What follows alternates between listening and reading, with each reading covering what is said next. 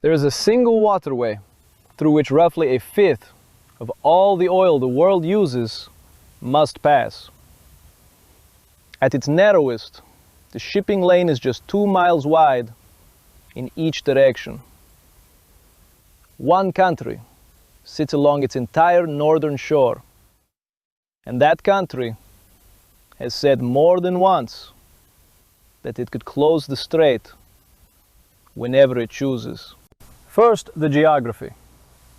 The Strait of Hormuz connects the Persian Gulf to the Gulf of Oman and the open Indian Ocean.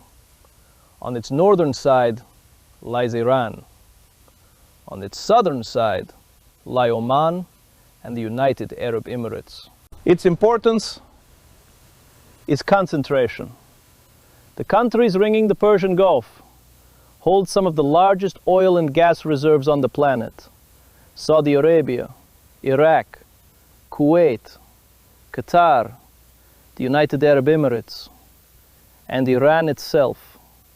Almost every barrel they export by sea funnels through one exit. There is no good way around it. A few pipelines can bypass the strait, but they carry only a fraction of what the tankers move. Now, why this stays dangerous? 3 things keep the strait tense. First, rivalry. Iran and Saudi Arabia sit on opposite sides of a long regional contest over religion, influence, and the wars fought through proxies across the Middle East. Second, sanctions and pressure. Iran's economy has been squeezed for years by Western sanctions over its nuclear program. When the pressure rises, Tehran's leverage is the strait. Third, the weapons along the shore. Iran has lined its coast with anti-ship missiles, fast attack boats, mines, and drones. It cannot win a war against the navies that patrol the Gulf, but it does not need to. It only needs to make the strait too dangerous to use. Closing the strait would not require sinking a fleet. It would require fear. Iran could lay naval mines in the shipping lanes, cheap, hard to find, and capable of crippling a supertanker. It could fire missiles at a single vessel to prove the threat is real. The effect would be immediate. War risk insurance for any tanker entering the Gulf would spike. Shipping companies would pause or reroute. And because a fifth of the world's oil moves through that water, the global oil price would surge within days. Fuel costs would climb on every continent. The strait does not need to stay closed for long. The mere threat of closure is itself a weapon. But Iran is not the only power with a stake in the strait. The United States keeps a major naval fleet based in the Gulf, and its warships regularly escort tankers and clear mines.